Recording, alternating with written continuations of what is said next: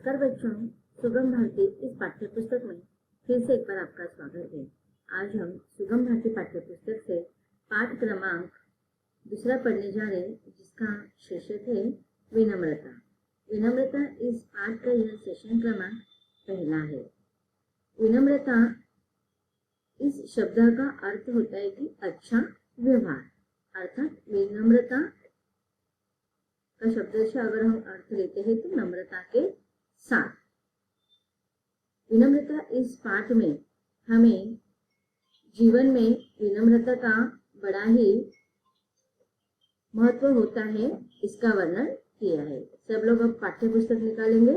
हम पाठ्य पुस्तक के द्वारा इस पाठ को विस्तार से समझेंगे। पाठ क्रमांक दूसरा, विनम्रता। यह जो पाठ है वह संकलित है। अगर इस पाठ से हमें क्या सीख मिलती है या इस पाठ का क्या उद्देश्य है, इस प्रकार का कोई भी प्रश्न आपको पूछा जाता है तो इसका उत्तर यहाँ पर दिया है। आप पेंसिल से इसको रेखांकित कर सकते हैं, अंडरलाइन कर सकते हैं। इस पाठ का उद्देश्य क्या है कि जीवन में विनम्रता व बड़ों के प्रति आदर की भावना जागृत करना, यह इस पाठ का उद्देश्य है। अब हम पाठ को शुरुआत करते हैं। पाठ में हमें विनम्रता का महत्व बताया गया है। वीरेंद्र नाम के एक व्यक्ति है जो हमें इस पूरे पाठ को बता रहे हैं। वीरेंद्र जी एक बार अपने किसी काम के सिलसिले में अपने दोस्त से मिलने गए थे, जिनका नाम था शर्मा जी। शर्मा जी के दो बच्चे हैं, एक बेटी और एक बेटा है। बेटा का व्यवहार और बेटी की व्यवहार, इसमें किस प्रकार से अंतर है, इसका वर्णन पहले दो परिच्छेद में यहाँ पर वीरेंद्र इन्होंने किया है। हम पाठ के पहले परिच्छेद को पढ़ते हैं। अपने काम के सिलसिले में शर्मा जी से मिलना था। मैं उनके घर की ओर मुड़ा ही था कि देखा शर्मा जी का बेटा विराट अपने संगी साथियों के साथ खेल रहा है।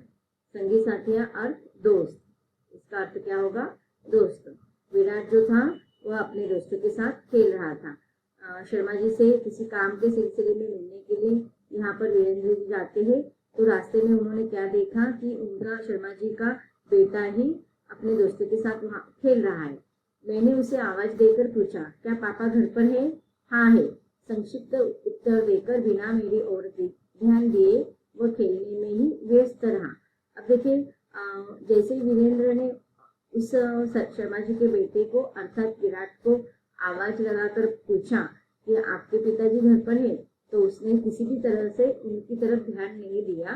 विराट क्यों ध्यान नहीं दिया? क्योंकि वह अपने दोस्तों के साथ खेलने में मग्न था। इसलिए अपने पापा के मित्र आए हैं, वह हमसे कुछ पूछ रहे, इस तरफ उसका ध्यान नहीं गया था। उसने उसे नजरअंदाज किया था। संक्षिप्त में उत्तर उसने दे दिया था कि हाँ है, लेकिन वो अपने दोस्तों के साथ खेलने में फिर से मग्न हो गया, व्यस्त हो गया। मुझे ही उससे दोबारा कहना पड़ा, अरे भाई विराट, पापा को मेरे आने की सूचना नहीं दोगे? पापा आपसे मिलने वीरेंद्र अंकल आए हैं। उसने दरवाजे की तरफ मुंह करके वहीं से चिल्लाकर कहा और अपनी जिम्मेदारी पूरी कर ली। मैं ठगा सा दरवाजे पर ही खड़ा रह गया। तो अब देखिए, वह फिर से यहाँ पर जो हमें विनम्रता इस पाठ का विवरण जो बता रहे हैं, उनका नाम वीरेंद्र है। यहाँ पर देखो लिखा हुआ है, वीरेंद्र अंकल आए हैं। विराट ने अपने पापा को क्या कहा? पापा आपसे मिलने वीरेंद्र अंकल आए हैं। आपको देखो ये संवाद भी ध्यान में रखना है। कभी कभी आपको किसने किससे कहा है संवाद, वाक्य पाठ में आए हुए जो पाठ्यांश होते हैं वो किसने किसको कहा, इस प्रकार का प्रश्न पूछा जा सकता है। तो विराट अपने पापा से कहते हैं कि पापा आपसे मिलने के लिए वीरेंद्र अंकल जी आए हैं। दरवाजे की मुंह करके ही वो चिल्लाकर फिर से अपने दोस्तों के साथ खेलने के लिए चला जाता है। और वीरेंद्र जी है वह आश्चर्यचकित होकर दरवाजे पर ही खड़े हो जाते हैं। आवाज सुनकर शर्मा जी की बेटी विधु दौड़ती हुई आई। अब देखिए, यहाँ पर पहले पैराग्राफ में पहले परिच्छेद में वीरेंद्र इन्होंने शर्मा जी के बेटे विराट का व्यवहार का वर्णन किया है। अब अगले परिच्छेद में वीरेंद्र इन्होंने शर्मा जी की बेटी, जिसका नाम है विधु, इसके व्यवहार का वर्णन किया है। विधु दौड़ती हुई आई। अब जैसे ही उसे पता चला कि आवाज सुना उसने विराट का कि पापा के दोस्त आए हैं, तो यह सुनते हुए बेटी, शर्मा जी की बेटी विधु दौड़ती हुई दरवाजे पर आती है। मुझे बाहर खड़े देखा, झुककर नमस्कार किया और बोली, आइए, पापा तो आपकी ही प्रतीक्षा कर रहे हैं।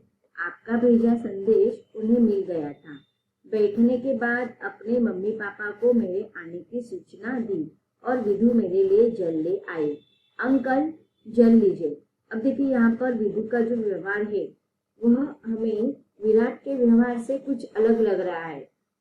क्यों अलग लग रहा है? क्योंकि विधु के व्यवहार में घर पर आए हुए मेहमानों के साथ, घर पर आए हुए लोगों के साथ हमें किस प्रकार का व्यवहार करना चाहिए, इसका सुंदर उदाहरण यहाँ पर हमें वीरेंद्र इन्होंने बताया है कि जैसे ही उसको पता चलता है कि पापा के दोस्त आए हुए तो वह दरवाजे पर जाती है, उनका स्वागत करती है, उनको नमस्कार करती है और अपने पापा को संदेशा भेजकर वह उनको घर में अंदर आकर बैठने के लिए कहती है। सूचना देने के बाद उनके लिए वह पानी भी लेकर आती है। उसका सहज, सुमधुर और शिष्टाचार पूर्ण कथन सुनकर मन को संतोष हुआ।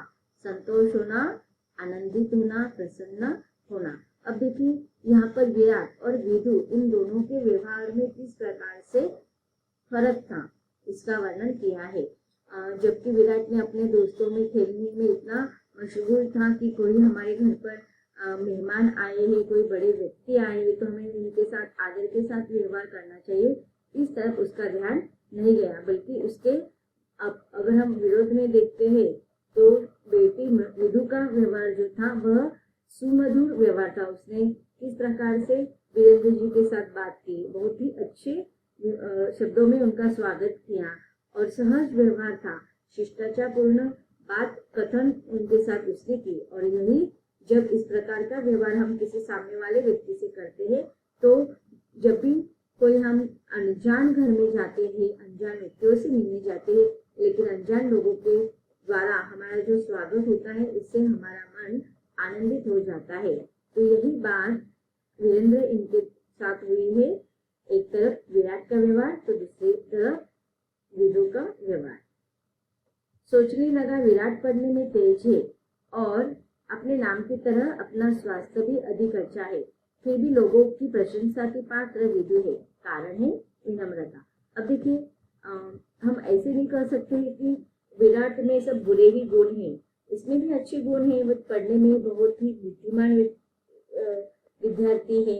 उसी तरह उसका जो नाम है विराट नाम है, विराट नाम के अनुसार उसका शारीरिक स्वास्थ्य भी अच्छा है।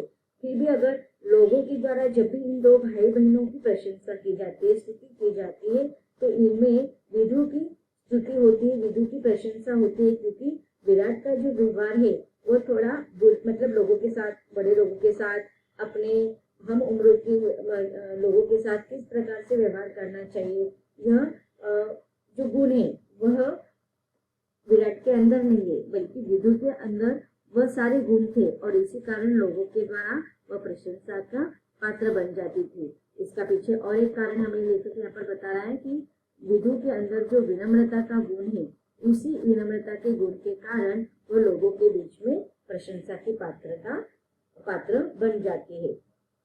अब आगे हमें यहाँ पर लेखक ने हमें दो बच्चों के व्यवहार के द्वारा विनम्रता का अर्थ समझाने का प्रयास किया है। अब अगले परिच्छेदों में लेखक ने हमें विनम्रता की क्या विशेषताएं होती है इसका वर्णन किया है। विनम्रता, जिसका अर्थ मैंने आपको पहले ही बताया कि विनम्रता का अर्थ होता है कि अच्छा व्यवहार, अर्थात नम्रता के साथ आचरण करना। विनम्रता चरित्र का सद्गुण है। चरित्र मतलब हमारा व्यवहार। प्रत्येक व्यक्ति का जो व्यवहार होता है, प्रत्येक व्यक्ति में जैसे अच्छे गुण होते हैं वैसे बुरे भी गुण होते हैं। बुरे गुणों के साथ साथ उनके अंदर अच्छे गुण होते, तो अच्छे गुणों में अगर हम उसकी लिस्ट बनाएं तो उसमें सबसे महत्वपूर्ण नाम आता है विनम्रता का। तो कोई भी व्यक्ति के अंदर सद्गुण जो है वह विनम्रता यह गुण है। सुसंस्कृत होने का परिचय पत्र, यह एक ऐसा चुंबक है जो अपने संपर्क में आने वालों को बरबस अपनी ओर खींच लेता है। अब देखिए यहाँ पर लेखक ने विनम्रता की विशेषता बताए थे वह कहा है कि विनम्रता चरित्र का सद्गुण है। इसी प्रकार वह किसी भी व्यक्ति का, किसी भी चरित्र का सुसंस्कृत होने का परिचय देता है। उसके साथ में विनम्रता में कुछ ऐसे तत्व है जिस प्रकार से चुंबक, देखो गुरुत्वाकर्षण अपने ओर खींचता है, चुंबक चीजों को अपने ओर खींचता है। इसी प्रकार जिस व्यक्ति में, जिस मनुष्यता में विनम्रता यह गुण होगा, वह मनुष्य लोगों को अपने व्यवहार से, अपने सुसंस्कृत दृष्टिकोण से, अपने सुमधुर या शिष्टता पूर्ण व्यवहार से क्या करता है, लोगों को अपनी ओर खींचता है। विनम्र व्यक्ति की बोली मृदुल, आचरण शिष्ट तथा भावना निजता से ओतप्रोत होती है। अब देखिए यहाँ पर प्रश्न भी आपको एक वाक्य के लिए पूछा जा सकता है कि विनम्र व्यक्ति के अंदर कौन से गुण होते हैं। तो विनम्र व्यक्ति के अंदर इसकी जो बोली होती है, वो इसका जो बोलने का तरीका होता है वह अत्यंत मृदुल होता है, सुमधुर होता है। उसका आचरण शिष्ट होता है, अर्थात शिष्टाचार उसके अंदर होते हैं। और भावना निजता से ओतप्रोत होता है, अर्थात अपनेपन की भावना विनम्र व्यक्तियों के अंदर दिखाई देते हैं। अगले परिच्छेद में लेखक कहते हैं कि याद रखना होगा कि दीनता विनम्रता नहीं होती, दिन याचक होता है, जबकि विनम्र दाता होता है। वह प्यार बांटता है, जुड़ाव पैदा करता है और मेल मिलाप की पृष्ठभूमि तैयार करता है। अब देखिए यहाँ पर हर एक परिच्छेद में लेखक हमें विनम्रता के अलग अलग विशेषताएं बता रहा है। अब यहाँ पर लेखक कहते हैं कि विनम्रता जो होती है वह क्या होती है, दाता होती है, जबकि दीनता अर्थात दीन क्या होता है, याचक होता है। दीनता जो दीन व्यक्ति जो होता है ना, वह क्या करता है, उसके अंदर अपनेपन की भावना नहीं दिखाई देती, बहुत कम होती है अपनेपन की भावना। और जो दीन व्यक्ति होते हैं वह स्वार्थी होते हैं। लेकिन इसके अगर विपरीत हम देखते हैं कि विनम्र व्यक्ति के अंदर अपनेपन की भावना होती है, वह हमेशा दूसरों में प्यार बांटता रहता है, परस्पर में क्या लोगों के बीच में परस्पर मेल मिलाप की भावना या मेल मिलाप का वातावरण वह तैयार करता रहता है।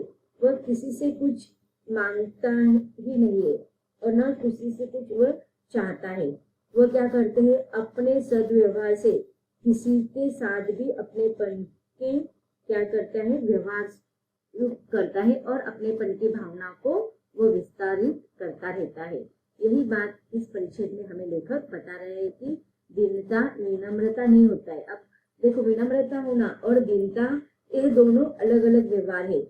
विनम्रता होना कि हमारे अंदर अच्छे गुण होना है, कि शिष्टाचार युक्त व्यवहार करना है। लेकिन दीनता कब होती है कि जब हम बहुत कमजोर होते हैं, स्वार्थी होते हैं, अपने कुछ स्वार्थ साधने के लिए हम दूसरों के साथ अच्छा व्यवहार करते हैं, तो नहीं, ये दोनों अलग बातें हैं। तो इस प्रकार हम कह सकते हैं कि दीनता एक प्रकार की लाचारी होती है, दीन याचक होता है, जबकि विनम्रता जो होती है वह दाता होता है, अर्थात उसमें निस्वार्थ की भावना होती है और दीन में स्वार्थ की भावना होती है। वह प्यार बांटता है, जुड़ाव पैदा करता है और मेल मिलाप की पृष्ठभूमि तैयार करता है। उसके मन में विपरीत विचार वालों के साथ भी सामंजस्य और बैठने की धारणा बनी रहती है। तो बच्चों, अब तक हमने विनम्रता इस पाठ के परिच्छेदों में, इस सेशन में हमने विनम्रता की विशेषताओं को विस्तार से पढ़ा। आगे भी हमें विनम्रता की विशेषताओं को विस्तार से पढ़ना है, लेकिन इसको हम पढ़ेंगे इसके अगले सेशन में। धन्यवाद।